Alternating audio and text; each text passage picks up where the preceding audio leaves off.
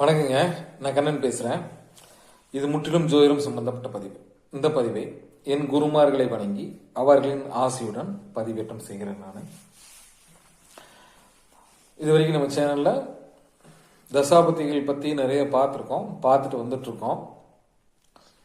கேதுனுடைய தசாபதிகள் பார்த்து முடிச்சிட்டோம். இனி சுக்கிரனுடைய தசாபுத்திகளை பார்த்துட்டு வந்துட்டு இருக்கோம். இன்னைக்கு நம்ம சுக்கிரனோட திசையில் ராகுனுடைய புத்தியை பற்றி பார்க்க போகிறோம். நம்ம சேனல் நிறைய வீடியோஸ் போட்டிருக்கோம். முற்றிலும் ஜோதிடம் சம்மந்தப்பட்ட வீடியோ. ஜோதிடத்தின் மேலே ஆர்வம் உள்ளவங்க, ஜோதிடம் கற்றுட்ருக்கவங்க எல்லாத்துக்குமே ரொம்ப யூஸ்ஃபுல்லாக இருக்கும். தொடர்ந்து பாருங்கள். சுக்கிர திசையில் ராகு புத்தி நடக்கும்போது அதனுடைய பலன்கள் எப்படி இருக்குது? இது ஒரு பொது பலன் தான். இதனுடைய நம்ம முன்னோர்கள், நம்ம பண்டைய தமிழர்கள் சுக்கிர திசையில் ராகு புத்திக்காக கொடுக்கப்பட்டுள்ள பாடல் என்னன்னா, திருந்திய புகரில் ராகு திங்கள் ஓர் 36 பொருந்திய முனியை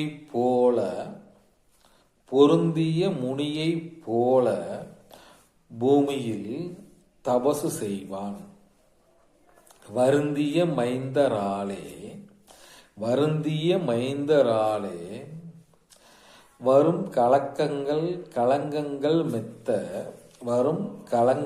மெத்த அருந்திய மருந்தினாலே விடமதாய் அலைவான் தானே. இதுதான் பாடலுங்க.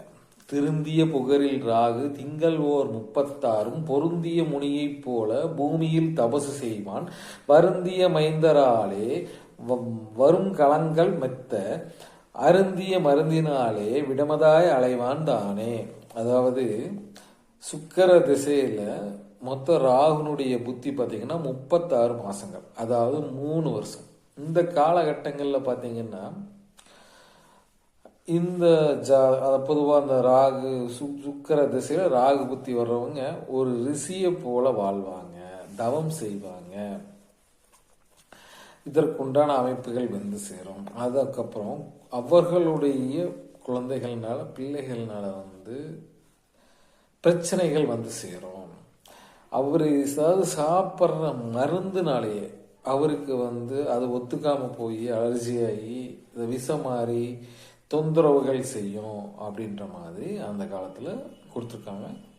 இது முழுமையான பொது பலன் தான். இது இந்த பலன் அப்படியே நடக்குமா? கண்டிப்பாக சிறிதாவது நடக்கும். இது பார்த்திங்கன்னா அந்தந்த லக்கணத்துக்கு ராகு எந்த இடத்துல இருந்து புத்தி நடத்துகிறாரு, சுக்கிரன் எந்த இடத்துலேருந்து புத்தி நடத்துகிறாரு. ராகுவும் சுக்கிரனும் நட்பு கிரகங்கள் தான், அதனால் பெரிய பாதிப்புகள் கொடுக்காது. ஆனால் லக்னாதிபதி யார், லக்னாதிபதியினுடைய வழி என்ன அப்படிங்கிறதெல்லாம் பார்த்து என்ன பிரச்சனைகள் வரும், எந்த பாவகத்தின்